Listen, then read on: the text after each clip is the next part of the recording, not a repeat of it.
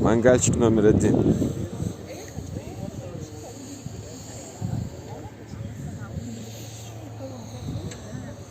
Или я вот буду, кто есть, то тем буду говорить. Все. Давайте, подходим. Мне неудобно это приглашать. Давайте. Кто у нас сейчас? Я хотел со всеми познакомиться. Идемте сюда.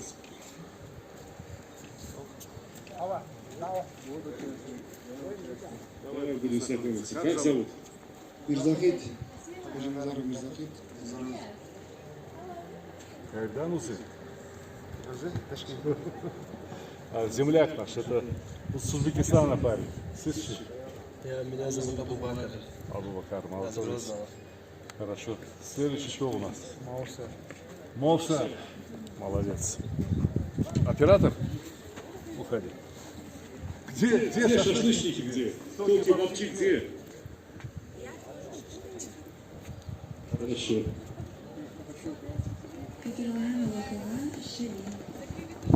Очень приятно. Делайте, давайте, еще. Все? Вот еще один. Эти в чем учатся, они сами все знают. Вот, нет, давайте.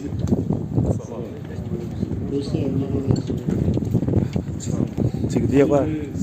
Садам. У вас все было очень хорошо. Могу сказать сразу, что будет хорошо. Но давайте все-таки посмотрим, что еще можем сделать. И сегодня я буду вам рассказывать свой взгляд на шашлык. Я тоже кулинарией занимаюсь последние, так скажем, 20 лет. Написал 11 книг.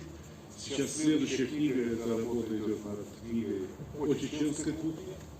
И сегодня, по сути дела, вот видите, вы поставили этот свет, там фотоаппарат я взял, все. Мы тоже будем снимать для этой книги. Меня попросили провести для вас мастер-класс, ну, потому что некоторые люди из руководства республики знают, что чуть-чуть я умею готовить шашлык. У каждого есть свой взгляд на это блюдо. Здесь нет людей, которые не умеют его готовить. Вы можете воспринимать мои слова как вам хотите, как вам угодно, но послушайте меня от начала до конца.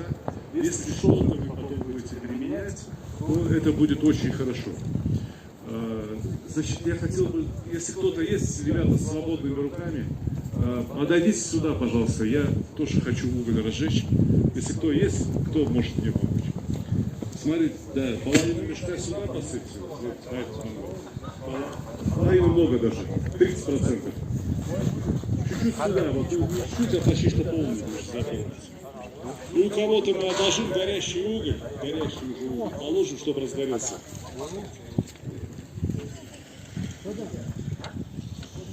Значит, давайте начнем с этого, что такое шашлык вообще?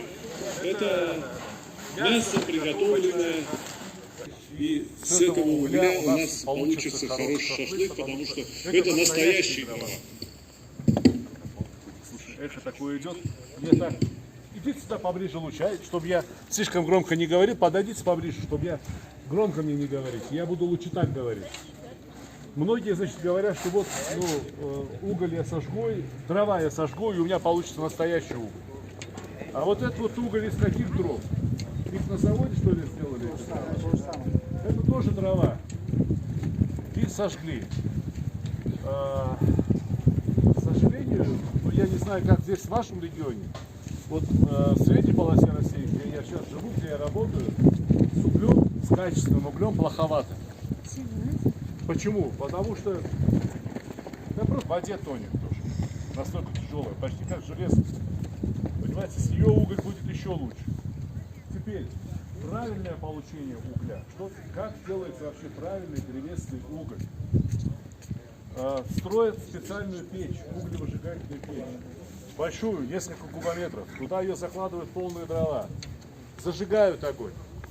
Когда там температура доходит уже до 800 градусов внутри, а еще там навалом много хороших дров, закрывают воздух, и происходит реакция.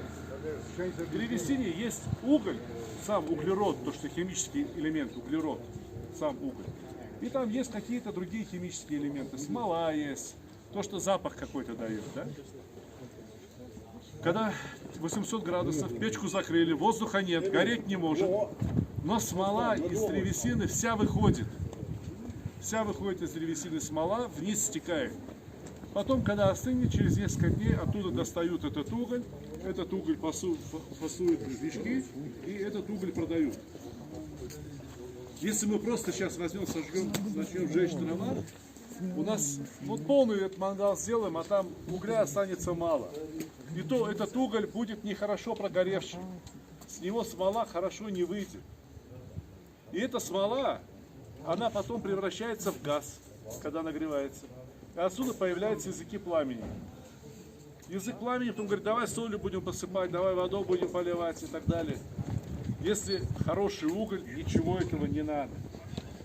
Не должно гореть. Хороший уголь сам по себе, хоть который даже из шахты добыли уголь, если это хороший уголь, он горит без пламени, без языков пламени. Он сам горячий, красный цвет имеет, язык пламени не имеет. Это древесный уголь, который мы применяем. Иногда вспыхивает, потому что его не очень хорошо сделали. Но все равно такой уголь, я считаю, лучше, чем дрова, чем нехорошо прогоревшие дрова. На мангале, на простом железном мангале получить хороший уголь, ну просто-напросто невозможно. Вот это вот мы насчет угля поговорили. Теперь, как мы разжигаем уголь? Я видел здесь хороший один парень, он одним из первых пришел, он поливал вот этой жидкостью для розжига. Ребята, никогда не покупайте ее, не надо. Это керосин. В этот керосин они какой-то одеколон добавят, не знаю, что добавить для приятного запаха. Это все равно керосин. Этот керосин, весь уголь сгорит, этот мангал поржавеет, а керосин все равно запах будет давать. Где мясо, где керосин? Это разные вещи. Я тебя прошу, никогда не делай это. Значит, как сделать, как разжигать? Даже если не горит, ты лучше растительное масло возьми на бумажку, налей, посунь, хорошо загорится. Чуть-чуть можно на уголь полить. Но имей в виду, шашлык тоже будет пахнуть растительным маслом. Поэтому самый правильный способ — это бумажка, щепки, немножко дровишки, загорелся, уголь положили, торопиться не надо. Шашлык делают не которые торопятся. Говорят, да, быстро готовится. Готовится быстро, когда у тебя все готово. Уголь готовый, мясо замариновано, а потом, да, быстро готовится. Но вот так, в таком виде, когда мы начинаем делать шашлык, тем более мы профессионалы, вы для ресторанов работаете, для кафе работаете. Вы об этом должны позаботиться.